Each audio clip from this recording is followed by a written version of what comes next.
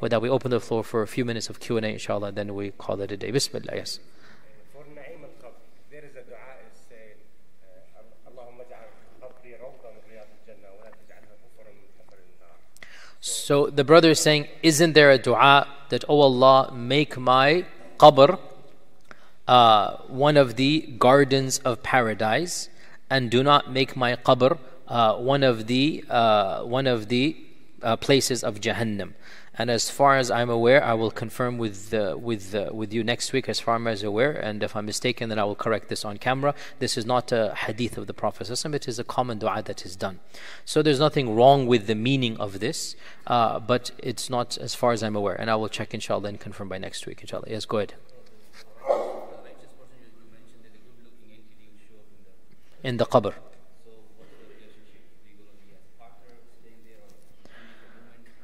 So the brother says that the good deeds come to the person in the form of a calming and soothing presence.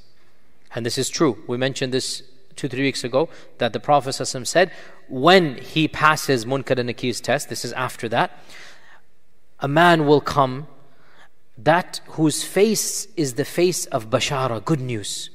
In other words, you know, when some people come and you see serenity and peace, you see this is a person that he is coming, he's happy and whatnot. So the man will say, welcome, marhaban, who are you? Your presence is bringing me calmness and whatnot. So that entity will say, and this is Allah's blessings that He has made this happen.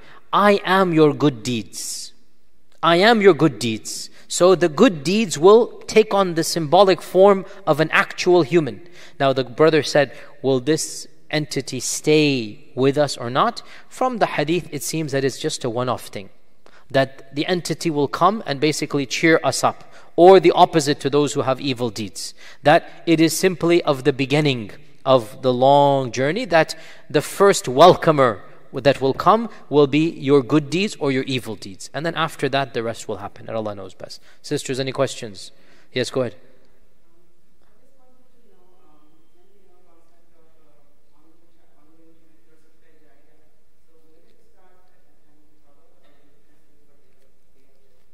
We will talk about this inshallah. The question is the good deeds that come, will we see them in the qabr or from Judgment Day? We'll talk about this. The relationship between the dead and the living, no questions right now. We didn't even start that topic. I will give inshallah, one of the most detailed lectures inshallah ta'ala you have ever heard, because this is a very interesting topic. I'm interested in it. I've done research on this and everybody wants to know. We'll go into a lot of detail. Good deeds, transferring of good deeds.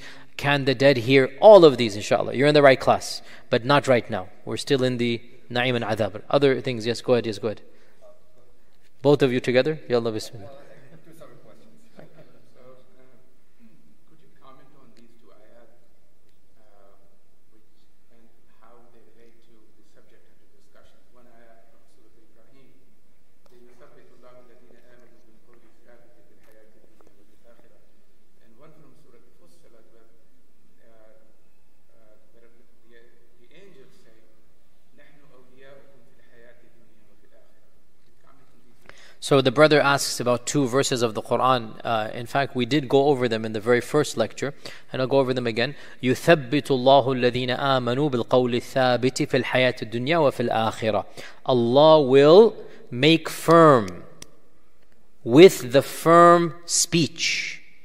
يثبت الله الذين آمنوا بالقول الثابت. Those that are believers, Allah will make firm for them with the firm speech in this world and in the next world. Ibn Abbas said, Allah will bless the mu'min to say La ilaha illallah at the time of death, and Allah will then allow the mu'min to respond to munkar and nakir in the qabr. This is one interpretation, which is inshallah the most obvious one. يثبت الله الذين آمنوا في القول الثابت. Allah will affirm the believer بالقول الثابت is La ilaha illallah. Right? In this world, meaning at the time of death. And in the next world, meaning in the barzakh. As for the next verse, إِنَّ الَّذِينَ قَالُوا رَبُّنَا اللَّهُ ثُمَّ اسْتَقَامُوا تَتَنَزَّلُ عَلَيْهِمُ الْمَلَائِكَةُ أَلَّا تَخَافُوا وَلَا تَحْزَنُوا. This is mentioned in the hadith of Bara' bin Azib, explicitly. Our Prophet ﷺ made tafsir of this ayah. Our Prophet ﷺ told us what this ayah means. And it means that those who are righteous, Allah will send angels down. Tatanazzal means in batches and batches. Not nazala, tatanazzal. They are coming down. And our Prophet ﷺ explained, as far as the eye can see, there are angels. Tatanazzal. As far as the eye can see. And their faces are calming faces, bright faces. Bayad al-wujuh. As far as the eye can see. They have the perfumes of Jannah, the shrouds of Jannah. And when they take the ruh out, they will say, أَلَّا تَخَافُوا. Don't be worried about yourself. وَلَا تَحْزَنُوا. Don't be grieved about your family that you're leaving behind. Khawf is for yourself. Huzn for somebody else. Everyone will be worried. Who's going to take care of my kids? What's going to happen with my wife? Everything. The angels will say, don't worry. We will take care of them. نَحْنُ أَوْلِيَاؤُكُمْ فِي الْحَيَاةِ الدُّنْيَا وَفِي الْآخِرَةِ. We took care of you when you were alive. We will take care of you now that you're with us. We'll take care of them in the next world. So the Prophet ﷺ explained this ayah. Yes, go ahead. The righteous people, they don't have adab al-qabr, from what I understood. But we're all, as a human being, we have the good and the bad deeds. We as humans, inshallah, as far as the righteous people, still have adab al-qabr. So the brother says that the righteous people will not have adab al-qabr. Yet all of us, we have some sins, and so we're struggling between piety and sin. Does this mean that we will be saved from adab al-qabr because we are believers? The response is, the believer is always between two emotions: hope of forgiveness and fear of punishment. It is a sign of iman. It is a sign of iman to be optimistic, inshallah I won't have adab al-qabr. At the same time to be scared, what if I have adab al-qabr? This is iman. Iman, your whole life is lived between these two emotions. You are always hopeful, inshallah Allah will give me Jannah. But then you're scared, what if I don't get Jannah? Oh Allah, protect me from Jahannam. This is the emotion that all of us should have between the optimism and fear. It's called khawf and raja. Sisters, any questions before? Yes, go ahead. Are we allowed to plant the tree on the graves of people? So, As-Suyuti, the famous scholar of Mamluk Egypt, died 911. You will always remember that date, 911. That's the year he died. Suyuti died 911 Hijrah, not CE. Suyuti, one of the greatest scholars of Egypt of his time, and the student of Hafidh ibn Hajar. Actually, he met Ibn Hajar. As-Suyuti wrote a treatise on this adab al-qabr issue, and he mentions in it that because the Prophet ﷺ planted a stalk, we too should plant stalks. So he did that. However, other Shafi'i scholars, he was a Shafi'i scholar, and other scholars of the madhabs, they generally disagreed with this reasoning. And they said that, and we're going to come to this hadith next week actually, that the Prophet ﷺ passed by a qabr and he put a leaf or a stalk in it. And he said, these people are being punished for whatever thing, we'll talk about that next week, and Allah will lift their punishment or make it less as long as these two stalks are still wet. Okay, so based on this, As-Suyuti said, well, in that case, we should put stalks in all of the qabrs and whatnot. But the response, I think anybody knows. Is this something that the Prophet ﷺ did for the rest of us to do, or is this something khas and unique that Allah blessed him? Obviously, one of us to do it, what good will that do compared to the Prophet ﷺ, right?